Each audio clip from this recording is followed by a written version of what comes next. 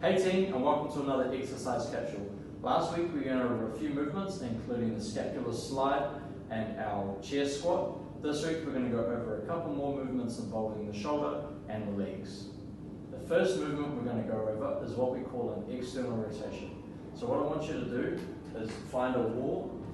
We're going to put our elbows like this. So we're making a goalpost with our elbows, and I want you to roll them down as far as you can go, getting a touch and coming back up.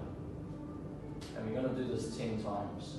Trying to keep our wrists on the wall as much as possible and keeping our elbows and touching the wall at all times.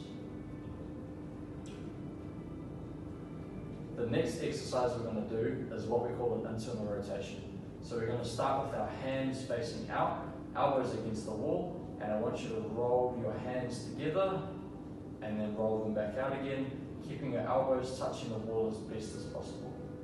We're going to go through this 10 times. These two exercises here are really helpful for shoulder health as well as mobility in the shoulder joint.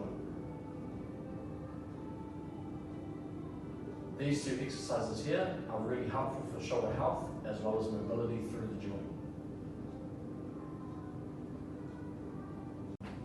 The next exercise we're going to go through, team, is what we call a hip hinge toe touch. So what we're going to do is have our feet shoulder width apart.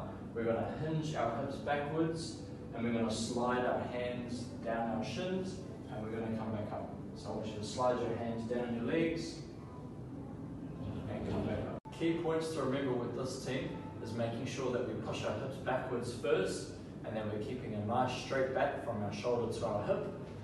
So when we're doing the exercise, we want to go nice and slow and controlled, keeping a nice straight back, and then driving through at the top. Our last exercise for today, team, is what we call a wall push-up.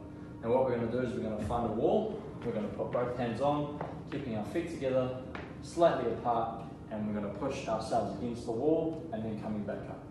Pushing ourselves against the wall and coming back up. Now this was a really good exercise for upper body strength, and it's a really good basic progression that we can start off with our push-up movement. Thanks for watching today, team. A few key points to remember are, when we're doing our external and internal rotation, we want to be keeping our elbows on the wall as much as possible. And when we're doing our hip hinge, we want to be making sure that there's a straight line from shoulder to hip as we drop our hips down and drive up through our heels. And when we're pushing ourselves off the wall, making sure that our hands are shoulder width apart as we push ourselves off. Have a really great week, team, and I'll see you next week for some more exercises.